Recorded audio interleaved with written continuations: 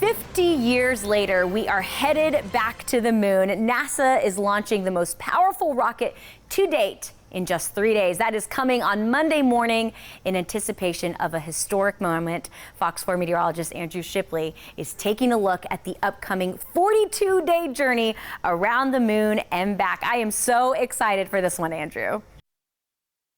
Artemis is the sister of the Greek god Apollo and also the name of the latest lunar program. Now, NASA says that eventually they'll send the first woman and the first person of color to the moon. Now, astronauts haven't made this journey since 1972 during Apollo 17 mission. Now, I spoke to NASA Orion Crew Survival Systems project manager Dustin Gomert about the anticipation ahead of Monday's launch. Hear my dad, talk about where he was when he saw that lunar landing, and the excitement of doing that again and getting to see it, and my children to see it. I don't think you can really put that into words. The Artemis I mission will launch from Pad 39B at Kennedy Space Center in Cape Canaveral on Monday, signifying the first use of NASA's Space Launch System, or SLS. That rocket will carry the Orion crew capsule. No astronauts will be on board this time, but instead 3 mannequins will, including Commander Munikin Campos, named after Arthur Campos, who played a major role in devising a solution to the emergency that rose during the Apollo 13 mission. That will be fully outfitted in a suit, just like you see here behind me, and ride in an Orion seat exactly, and literally may be one of the exact seats that the crew rides up in further missions.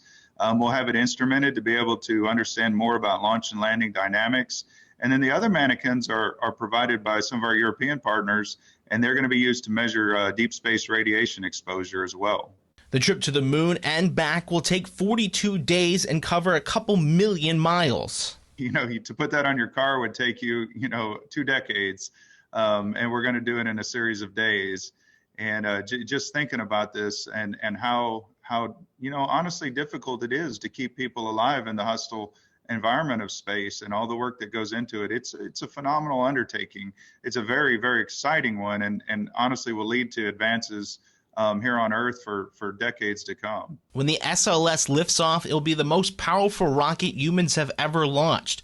NASA will likely only hold that title for a short period, with Elon Musk's SpaceX Starship set to take that mantle shortly. Gomert says having multiple ways to deep space is huge. We have an immediately capable rocket that's sitting on the pad a few miles away from me. And we have one in the wings being built in South Texas that has capabilities that are just beyond imagine also. So I hope the two complement each other in the long term, that, our goal is to get to the moon. And as an agency, using every resource we have is going to be critical.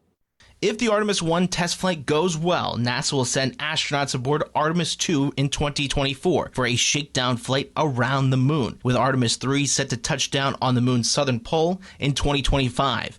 After that, NASA intends to launch a steady stream of Artemis missions to the moon on about a yearly basis.